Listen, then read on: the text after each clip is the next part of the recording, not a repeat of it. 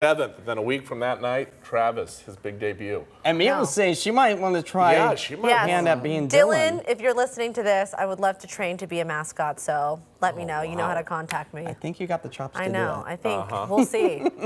Hey, well, June, baseball starting back up, and it looks like the weather will be warming up for that, right? Yeah, definitely going to start to feel like baseball season because those temperatures are skyrocketing this week. Today is the coolest point of the week with those mostly cloudy skies as we take a live look out over Ridgefield. Thanks to our A camera, 70s where we currently sit out at PDX, but you'll notice those mostly cloudy skies taking us well into about the midnight hours. Our winds are out the west-southwest at about 9. Up and down the I-5 corridor, upper 60s, low 70s for us. You got to remember yesterday east of the Cascades, we were bouncing up into the mid to upper 80s. A far different picture for us as we're down nearly 15 to 20 degrees for the central regions of the state. But those clouds quickly starting to break down for us here through the Willamette Valley out along the coast, really making for a great start to the unofficial start to the summer season. That's where a lot of folks are taking advantage of that sunshine out towards Seaside. Bright blue sunny skies, a welcome sight, as again those temperatures are in the low 60s. But we are in for a big weather pattern change up. A ridge of high pressure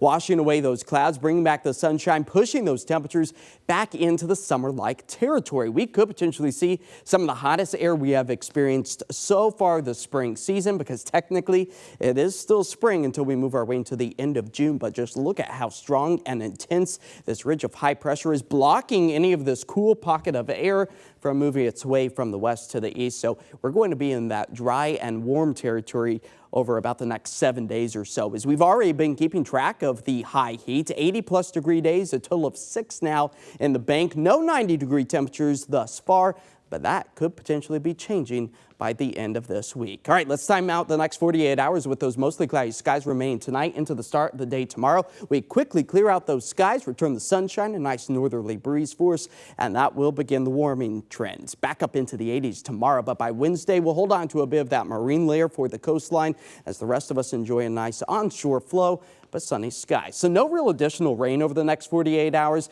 but maybe that bodes well for the city fair goers for the rest of the night tonight, and then they close up shop for the next few days until next week and it gets back underway. 50 degrees, that's where we fall to tonight with mostly cloudy but dry skies. Here's what's on tap tomorrow: 60s, mid 70s for some of us. A very welcome sight as the 80s once again return to the I-5 corridor. Plenty of afternoon sunshine, also warming things up out towards the east and the higher elevations of the Cascades.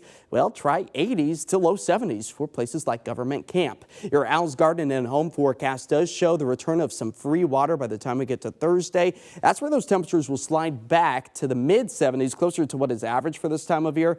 But it's short-lived. We see another rebound as we approach the weekend. So I've gone ahead and highlighted Wednesday in red just for the potential of touching 90 degrees for some of us here across much of our area. But overall, it's going to be the hottest day that we experience over the next week or so. Maybe a stray raindrop or two Thursday, kind of lackluster, low impact. So if you do have those outdoor activities planned, no need to reschedule or cancel. The sunshine ramps back up again as we move our way into the weekend. 86 Friday, mid 80s for Saturday.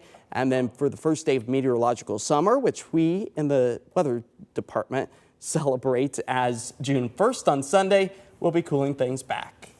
Looks really good, Josh. It does. A bit of a roller coaster ride, but a little bit of everything for everybody. I'm just happy to see the sunshine emojis back on the 7-day consistently. I think a lot of people are. Yeah. Josh, welcome sight. All right, up next, it is the night of night for viewers' choice. The American Music Awards are just minutes away.